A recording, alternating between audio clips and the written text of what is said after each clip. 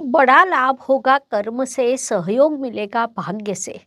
जिस पथ पर हम चल रहे हैं उस पथ से यदि हम एकनिष्ठ हो तो बीच में आने वाली बाधाओं की चिंता नहीं रहती है। बुद्धि के कारक बुधदेव मिथुन राशि के स्वामी हैं, जिस कारण आपकी राशि बुद्धिमान मानी जाती है। वायु तत्व की और द्विस्वभाव राशि को मिथुन राशि कहा जाता है। द्विस्वभाव कई बार आलोचना का विषय बन जाता है, लेकिन जहाँ विचार होते हैं, बुद्धिमत्ता होती है, वहीं पर द्विस्वभाव आता है। क्योंकि बुद्धिमान होने पर ही मनुष्य विचार करता है कि यह उचित है, अनुचित है। इसलिए द्विस्वभाव का विभाग आता है। उस अनुसार आपकी राशि स्वभाव की द्विस्वभाव बुद्धिमान राशि है। नमस्कार, मैं एस्ट्रो गुरुमा डॉक्टर ज्योति जोशी आप सभी ज्योतिष प्रेमियों का हार्दिक स्वागत करती हूँ। हम मार्च 2024 महीने के राशि भविष्य को समझ रहे हैं।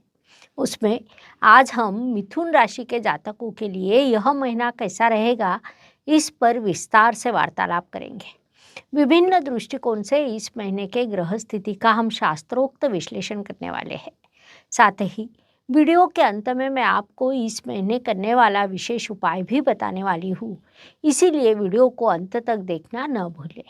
एक और महत्वपूर्ण बात है कि हम विभिन्न दृष्टियों से यह महीना आपके लिए कैसा रहेगा, यह सदैव बड़े विस्तार से बताते हैं। उस अनुसार इस महीने आपका अनुभव क्या रहा, यह आप हमें कमेंट तक हम तक पहुंचा सकते हैं, ताकि हमारे इस मार्गदर्शन का आपको लाभ हो रहा है यह बात हम तक पहुंच सके।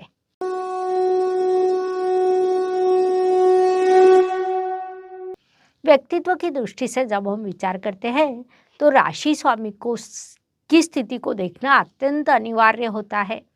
मिथुन राशि के स्वामी बुधदेव इस काल में स्वयं भाग्य स्थान में विराजमान है। विशेष बात है कि वे भाग्येश के साथ गठबंधन में है। साथ ही उनके साथ आपके परिश्रमेश रविदेव भी वहीं पर विराजमान है, जिस कारण इस काल में आपका व्यक्तित्व सकारात्मक दृष्टि से प्रगति करने वाला है।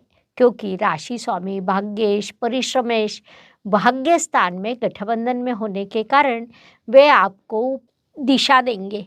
संक्षेप में आपके व्यक्तित्व को समृद्ध एवं संपन्न करने वाला यह काल है, इसलिए इस काल का सदुपयोग करें। धन परिवार वाणी की दृष्टि से विचार करें तो मिथुन जातकों के लिए यह महीना धन लाभ का कहा जा सकता है।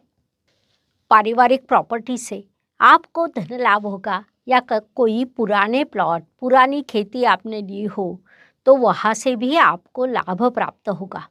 लेकिन यह सब होते समय संघर्ष निर्माण होने की संभावना को नकारा नहीं जा सकता है।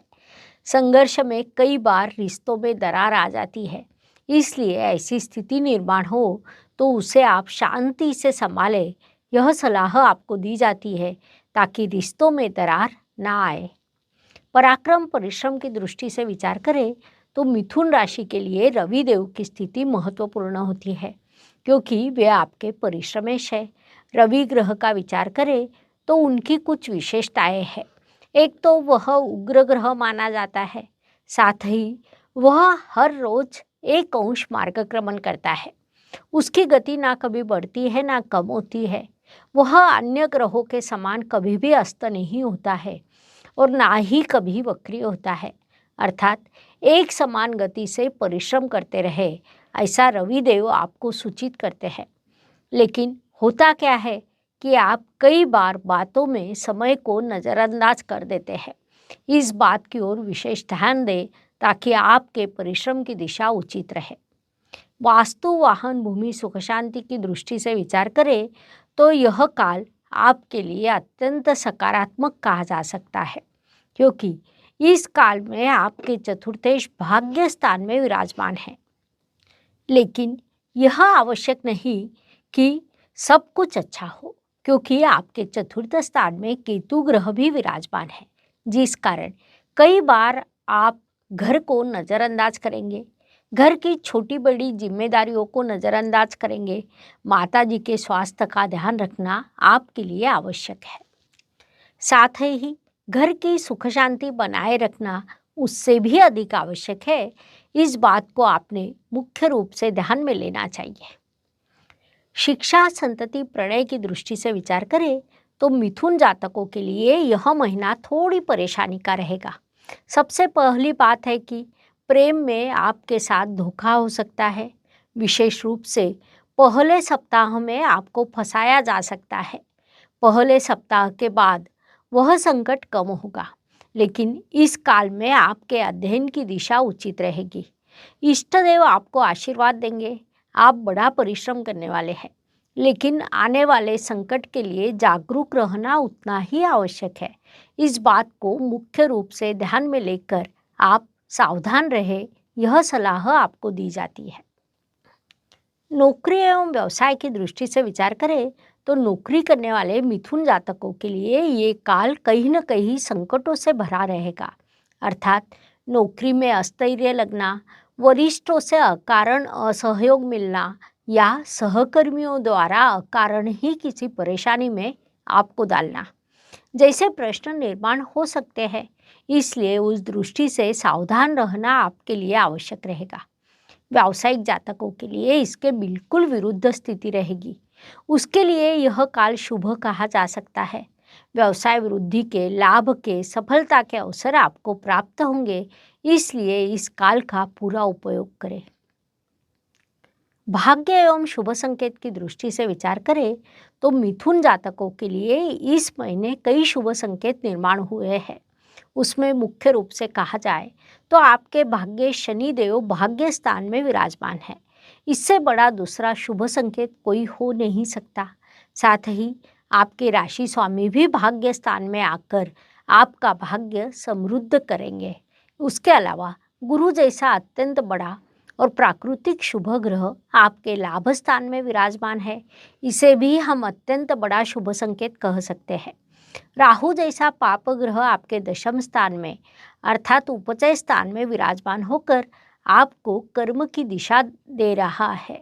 कुल मिलाकर कई शुभ संकेतों से यह महीना आपके लिए भरा है। उनसे आपको शुभ परिणाम प्राप्त होने वाले हैं। इस काल का सदुपयोग करें। कर्म की दृष्टि से विचार करें तो जैसा मैंने अभी कहा कि आपके कर्म स्थान में राहु ग्रह विराजमान है। जैसा आपको पता है कि राहु का अर्थ अटैचमेंट होता है। राहु अर्थात कोई कार्य करना, किसी कार्य की पूर्ति के लिए बड़ा परिश्रम करना। कुंडली का दशम स्थान राहु को विशेष रूप से अच्छा लगता है, जिस कारण इस काल में आप अच्छा कर्म करेंगे। आपके कर्म की दिशा उचित रहेगी, उससे उचित लाभ प्राप्त होगा। लाभ की दृष्टि से विचार करें तो ज्योतिष नियमों के अनुसार लाभेश जिस स्थान में विराजमान होता है वहाँ से लाभ के विभिन्न अवसर निर्माण करता है। मंगल ग्रह आपके लाभेश है, जो इस काल में आपके अष्टम स्थान में विराजमान है। कुंडली के अष्टम स्थान में हम कई बार पारिवारिक प्रॉपर्टी, इंश्योरेंस जैसे विषय देखते हैं, जिस कारण वहाँ से लाभ के अवसर बढ़ते हैं। उसमें गुरु जैसा बड़ा ग्रह आपके लाभ स्थान में विराजमान है। ज्योतिष नियमों के अनुसार 11वां गुरु आपके लिए लाभकारी माना जाता है। इन सभी कारणों से इस काल में आपके लिए लाभ के अवसर निर्माण होंगे। इसलिए इस काल का पूरा उपयोग करें ताकि अधिक से अधिक लाभ प्राप्त हो सके। व्यय एवं परदेश गमन की दृष्टि से विचार करें तो मिथुन जातकों के लिए इस महीने खर्च के विभिन्न कारण निर्माण होंगे। विशेष रूप से संतति की खुशहाली के लिए आप खर्च करने वाले हैं। कुछ खर्च जिम्मेदारियां पूरी करने के लिए और कुछ खर्च हॉस्पिटल पर भी हो सकता है। इसलिए वैसी मानसिकता बना ले, यह सलाह आपको दी जाती है। जीवन में सुख दुख और उतार चढ़ाव से भरा होता है। कोई भी व्यक्ति संपूर्ण सुखी संपूर्ण दुखी हो नहीं सकता। उस अनुसार हर दिन सभी के लिए समान हो नहीं सकता। महीने के कुछ दिन सुख समाधान सफलता लेकर आते हैं तो कुछ दिन संघर्ष, कठिनाइयाँ और तनाव से भरे होते हैं। इस दृष्टि से मिथुन जातकों के लिए 2, 11 और 19 यह दिन सुखदायक एवं शुभ रहेंगे। साथ ही 8, 16, 26 यह दिन अशुभ एवं तनावपूर्ण रहेंगे। इन दिनों में आप कठिनाइयों, बाधाओं और समस्याओं का अनुभव करेंगे, तो मानसिकता पहले से ही बना ले और आगे बढ़े। उपायों की दृष्टि से विचार करें तो ज्योतिष में अत्यंत छोटे छोटे लेकिन बड़ा परिणाम करने वाले उपायों को बताया गया है। अशुभ चीज़ों की अशुभता कम करने का, शुभ चीज़ों की शुभता बढ़ाने का उनमें सामर्थ्य होता है। उस अनुसार मार्च महीने के उपायों का विचार करें तो मिथुन राशि के लिए उपाय सूचित किया जाता है कि आप हर रोज तुलसी को जल चढ़ाएं, हर बुधवार को तुलसी के पत्तों का सेवन करें। कुंडली के बुध ग्रह को प्रबल करने के लिए यह उपाय अत्यंत उपयुक्त माना जाता है। साथ ही बुध ग्रह कमजोर हो तो शराब, अंडे, मांसाहार का सेवन ना करें। उसके साथ मंदिर में जाकर दूध और चावल का दान करें। इन उपायों के आपको शुभ परिणाम प्राप्त होंगे। इस प्रकार मार्च 2024 मेष से लेकर मीन तक हर राशि के लिए कैसा रहेगा, यह समझाने के लिए हमने 12 वीडियो आपके इस चैनल पर अपलोड किए हैं। यह वीडियो अच्छा लगा हो तो लाइक, शेयर, सब्सक्राइब करें। साथ ही कमेंट बॉक्स में हर हर ज्योतिष, घर घर ज्योतिष लिखना ना भूलें। धन्यवाद। शुभम भवतु। जय ज्योतिष।